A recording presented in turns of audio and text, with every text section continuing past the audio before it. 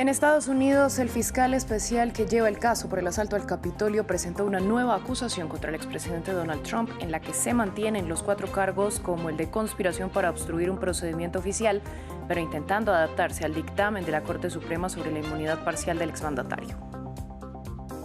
En Venezuela, el gobierno realizó cambios en el gabinete, nombrando a Diosdado Cabello como ministro del Interior y a la vicepresidenta Delcy Rodríguez como ministra de Petróleo.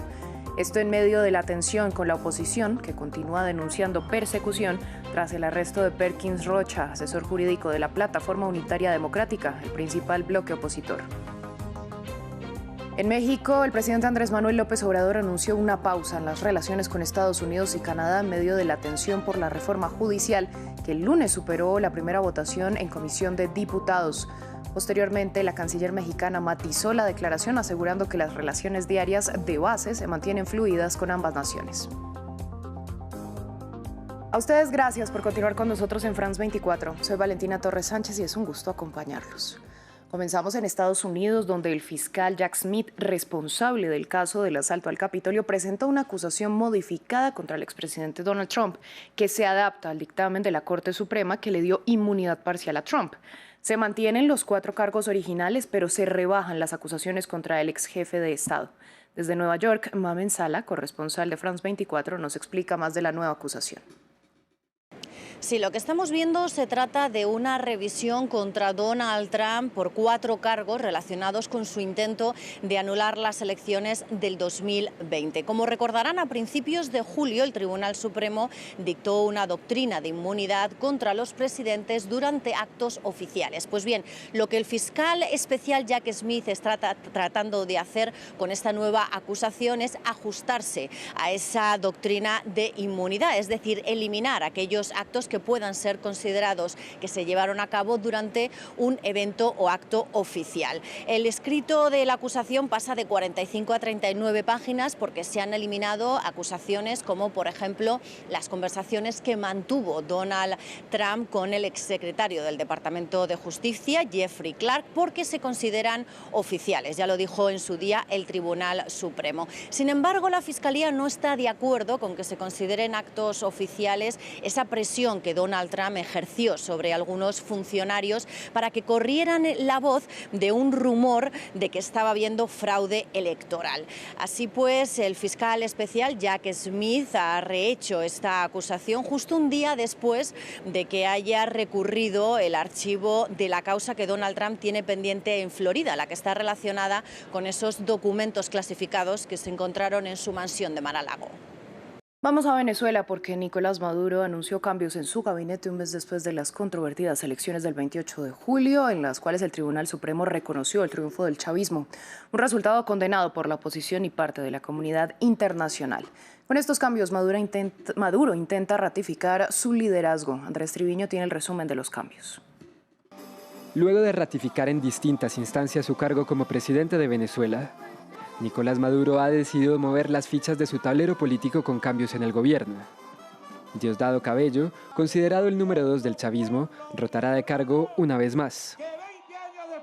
He decidido incorporar al gobierno a un compañero cuarto bate como nuevo ministro del Poder Popular de Interior, Justicia y Paz y como vicepresidente de Gobierno para la Seguridad Ciudadana, la Política y la Paz.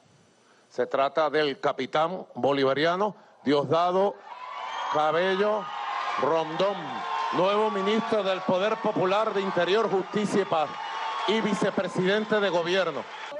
Cabello ya había liderado este mismo cargo hace 22 años. Se trata de una de las figuras más importantes del chavismo, quien ha ejercido como presidente de la Asamblea Nacional Constituyente, presidente de la Asamblea Nacional e incluso presidente de la República en 2002 por alrededor de 4 horas, tras la renuncia del presidente de facto, Pedro Carmona Estanga, para luego dar paso a Hugo Chávez. Cabello también ha sido una fuerte voz contra la oposición y ha amenazado tanto a Edmundo González como a María Corina Machado por reclamar la victoria en las más recientes elecciones presidenciales. El petróleo, principal motor económico de Venezuela, también tiene un importante cambio. Para asumir el Ministerio de Petróleo, bueno, también le he pedido, dado que entrega el Ministerio de Finanzas, que Delcy Rodríguez asuma el Ministerio de Petróleo en Venezuela como conocedora de este tema. El jefe Vladimir Padrino López. Las carteras de Educación, Turismo, Juventud, Deporte, Mujer, Abuelos y Abuelas también tuvieron cambios, mientras que los líderes de Defensa y Relaciones Exteriores fueron ratificados en sus cargos justo un mes después de las elecciones del 28 de julio, las cuales han causado un gran desconcierto social dentro de Venezuela.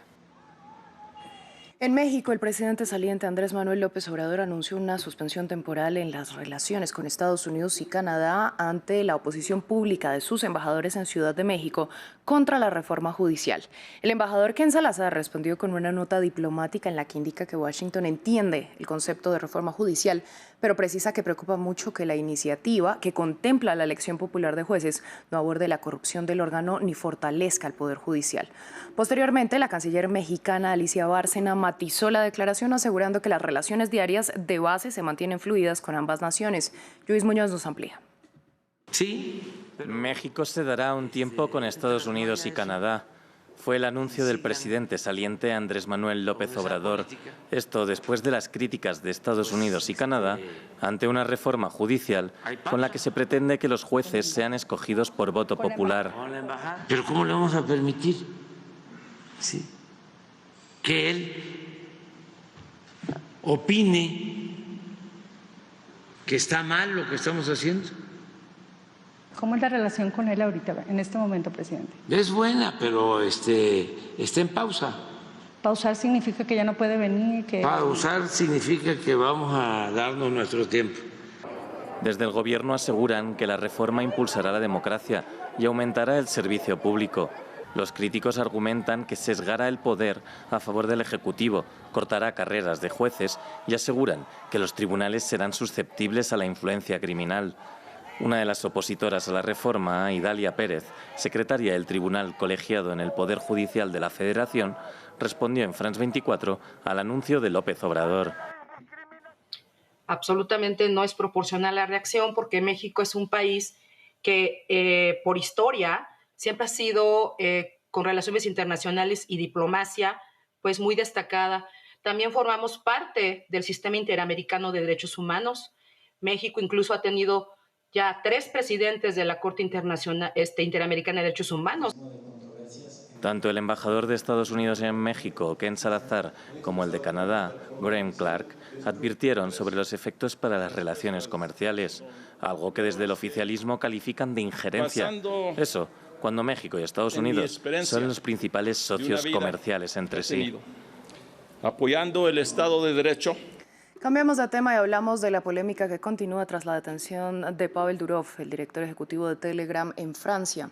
Rusia, de donde es originario el joven, pidió pruebas tan contundentes como las acusaciones presentadas, argumentando que si no existen sería un intento directo de restringir la libertad de comunicación e incluso se podría hablar de una intimidación directa del jefe de una gran compañía.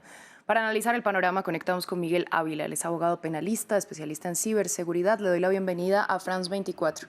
La detención de Durov ha suscitado un importante debate sobre hasta dónde va la libertad de expresión y Francia argumentó que la captura se debe a una presunta inacción en la lucha contra distintos actos criminales que se cometen en esa plataforma. ¿Cuál es su visión al respecto? Valentina, buenas noches, un honor. Bueno, yo tengo una percepción en que aquí se están generando problemáticas dentro de los límites tanto de la compañía como de los usuarios y también de los gobiernos. Esto es un problema ya geopolítico y aquí hay que pensar es cómo nosotros comenzamos a ver la tensión constitucional, sea que se presente en Europa, en Estados Unidos, en Latinoamérica, hasta dónde llegan los derechos de la privacidad del ser humano para uno poder avanzar frente a temas relacionados con delitos. Es un poco grave que Telegram sea la única compañía que no colabore con la justicia cuando estamos hablando de delitos. Han existido problemáticas con algunas otras redes sociales en donde si se están cometiendo delitos por medio de esas plataformas, pues se permite la colaboración de la mano con las autoridades y esas compañías. Entonces aquí hay que hablar de una limitación muy clara de los poderes de todas las partes, diríamos acá tripartitos, usuarios, desarrolladores y gobiernos.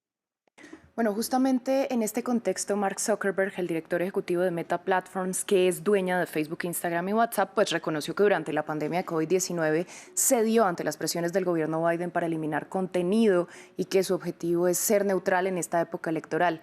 ¿Cómo se argumenta este hecho? ¿Se puede considerar una censura lo que ocurrió durante la pandemia? Pues podríamos decir que no es solo censura. Esto nos hace remitir al año 2020, en dichas elecciones, en donde se utilizó también la plataforma Meta, más específicamente Facebook, para poder dirigir el electorado. Entonces, claro, cuando se comienzan a cuestionar esa serie de contenidos dentro de la red social y llaman a Mark Zuckerberg al Capitolio, aquí es donde comenzamos a ver que realmente no hay tal neutralidad. Sería muy bueno que en esta ocasión realmente sí cumplan lo que dijeron en el Congreso, y es apartarse a no generar ninguna visión ni de izquierda ni de derecha, ni tampoco generar mayor polémica dentro de las redes sociales para que el electorado vaya a votar. Esto nos cuestiona también un límite del uso gubernamental y el uso de los partidos para poder llevar a cabo una posible elección futura a estas futuras elecciones de Estados Unidos. Le pregunto otro tema. El diario The Washington Post reveló una curiosa información y es que la semana pasada apareció en la plataforma de citas Tinder en Líbano una publicidad en árabe advirtiendo esta frase: no tomen las armas contra Estados Unidos o sus socios, y aseguraba que Washington protegerá a sus socios frente a las amenazas del régimen iraní y sus representantes. ¿Cómo se puede analizar esta propaganda de un gobierno tan importante como el de Estados Unidos a través de una aplicación de citas? Valentina, eso nosotros en inteligencia lo conocemos como psicología militar, y esa psicología se está utilizando a través de las redes sociales. Tinder es una red social, hay que reconocerlo, como cualquier otra aplicación de citas.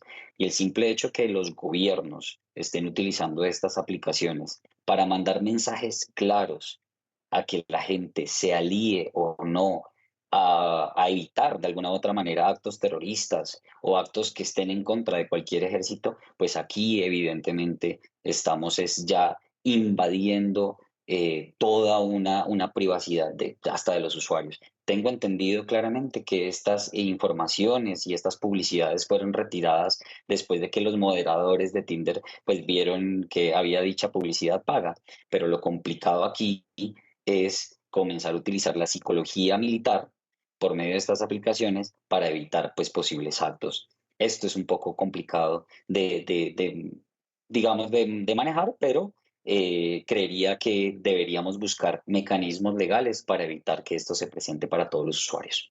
Pues Miguel, a usted muchas gracias por este análisis y por compartirlo con nosotros en France 24. Valentina, muchas gracias. Nosotros ahora actualizamos la información de la guerra en Gaza. El ejército israelí informó que logró la liberación de uno de los rehenes que mantenía Hamás mediante lo que llamaron una compleja operación de rescate en el sur del enclave. Se trata de Qaid Farhan al-Qadi, de 52 años. Esto mientras continuaron los ataques en la franja. En Han Yunis, 6 palestinos perdieron la vida en medio de un nuevo bombardeo. El asedio del ejército deja más de 40 muertos en las últimas 24 horas. Justo cuando mi hermana y yo nos íbamos a dormir, escuchamos el sonido del impacto, el sonido de la explosión. Salimos corriendo y encontramos la explosión. No informaron ni advirtieron a la gente para que evacuara. Esto es una injusticia y está prohibido. Lo que le están haciendo a la gente está prohibido. Estamos cansados. Ya basta, que detengan esto. Vamos a Ucrania, donde el presidente Volodymyr Zelensky afirmó que la guerra con Rusia eventualmente terminaría con el diálogo, pero que Kiev tenía que estar en una posición fuerte. Al tiempo indicó que próximamente presentará un plan al presidente estadounidense Joe Biden y a sus 2 posibles sucesores. Esto en contraste con las declaraciones del ministro de Defensa ruso, que dijo que es fundamental dar todo el apoyo posible a los militares que luchan en el frente. La operación en la región de Kursk es parte del plan sobre el que hablaré con el presidente Biden. El punto principal de este plan es forzar a Rusia a poner fin a la guerra, y realmente quiero que culmine en términos justos para Ucrania. Si el plan es aceptado y entregado, entonces creemos que nuestro objetivo principal será alcanzado. Lo importante no es el cumplimiento formal de las solicitudes, sino organizar una mejora real, ofrecer a los combatientes que están hoy en el frente, en las regiones, que están haciendo su deber, la defensa del país. Nuestra tarea es proporcionar todo lo necesario. Fin del informativo, volvemos en breve.